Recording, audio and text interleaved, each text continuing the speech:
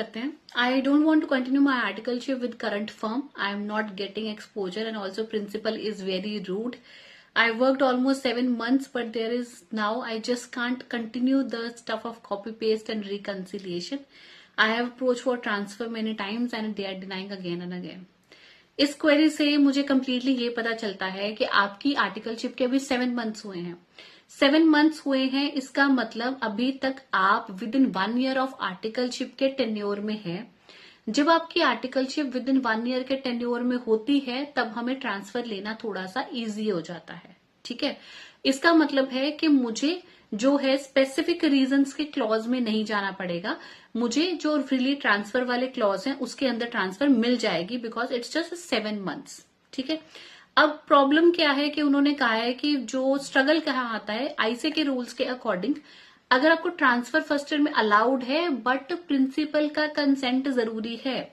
इसका मतलब चाहे आपका फर्स्ट ईयर ऑफ आर्टिकलशिप चल रहा है, चाहे आप सेकंड ईयर ऑफ आर्टिकलशिप चल रहा है, चाहे आप थर्ड ईयर ऑफ आर्टिकलशिप चल रहा है, क्योंकि पहले आर्टिकलशिप 3 साल की होती थी, तो चाहे आपके तीसरा साल आर्टिकलशिप का चल रहा है, आपको जब भी ट्रांसफर चाहिए तो आपके प्रिंसिपल सर का कंसेंट हमेशा आपके लिए जरूरी है. जब तक आपको प्रिंसिपल का कंसेंट नहीं मिलता तब तक आपको ट्रांसफर नहीं अलाउड होती.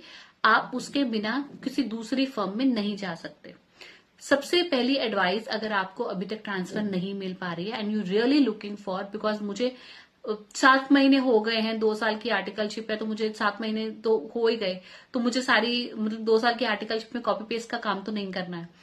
जो सीए एक ऐसा कोर्स है जिसमें आपकी पर्सनालिटी को, आपके काम को और आपके करियर को जो चीज शेप अप करती है वो आर्टिकलशिप ही है. और अगर मुझे आर्टिकलशिप में ही सीखने को नहीं मिल रहा तो that's gonna be a very setback for the person जो एक स्टूडेंट है, क्योंकि उसको सीखने के लिए 7 महीने से 1 साल से कुछ भी नहीं मिला. तो इसका मतलब है जो नेक्स्ट 1 year है उसमें वो होप करेगा कि अपना कुछ और अच्छा सीख लूं ताकि जब मैं सीए बन के बाहर निकलूं तो मेरी वैल्यू एडिशन हो, मेरी एक क्वालिफिकेशन हो और मुझे काम करना आ जाए. That's the only motive of ICA of giving you articleship in this time duration. 2 साल की आर्टिकलशिप है. अब अगर आपको आर्टिकलशिप नहीं मिल पा रही है तो इसका मतलब ये नहीं है कि अब हम स्टक हो जाएंगे, अब हम नहीं कुछ कर पाएंगे. आईसीए के पास इसके भी रूल्स एंड रेगुलेशन अलाउड हैं. पहली बात, आई एडवाइज यू, अगर आपकी आर्टिकलशिप, अगर आपको ट्रांसफर नहीं मिल रही है, फर्स्ट आप अपनी अप्रोच थोड़ी चेंज करें. Talk to the professional, talk to your principal very calmly, very genuinely. उनको एक्सप्लेन करें कि आप ट्रांसफर क्यों चाहते हो, क्योंकि अगर आप रीजनिंग नहीं बताओगे, आप बता दो कि मुझे लर्निंग एक्सपोजर नहीं मिल रहा है, मुझे और चीजें सीखनी है, मुझे थोड़ी अपनी कैपेबिलिटी इनहैंस करनी है, maybe they will give you some new structure, new kind of a work that is available in your office so that आपका लर्निंग एक्सपोजर अच्छा मिले. अगर आपकी बात करने के बाद, आपके, मैं ऑनेस्टली कहती हूँ, अगर आपके पोलाइटली, आपके प्रोफेशनली कम्युनिकेट करने के बाद भी अगर आपको लगता है कि that not gonna work it, then second क्या है, आप अपनी जो रिक्वेस्ट है उसको रिटर्न में डालें, उसका रिकॉर्ड रखें ताकि मुझे ये पता हो कि मैंने अप्लाई किया था और मुझे आर्टिकलशिप में ट्रांसफर नहीं मिली है. ऑनेस्टली एंड एक्चुअली जब तक आपके पास रिकॉर्ड नहीं है कि मैंने ट्रांसफर के लिए अप्लाई किया था विद द वैलिड रीजन, तब तक nobody can do anything in that. Third, अगर आपका केस है तो आप अपने रीजनल ऑफिस, आईसीए के रीजनल ऑफिस में जाएं, वहां जाके अपना रीजन एक्सप्लेन करें, या आईसीए को या प्रिंसिपल सर को आप अपनी ईमेल प्रोफेशनली डालें. ईमेल डालने के बाद then you go to the ICA regional office and then talk to them कि हाँ मेरा ये रीजन है जिसकी वजह से मुझे ट्रांसफर नहीं मिल पा रही है. हर एक फर्म जो है वो परफेक्ट नहीं होती. हर एक फर्म में सारा कुछ, सब कुछ काम सीखने को आपको नहीं मिलता.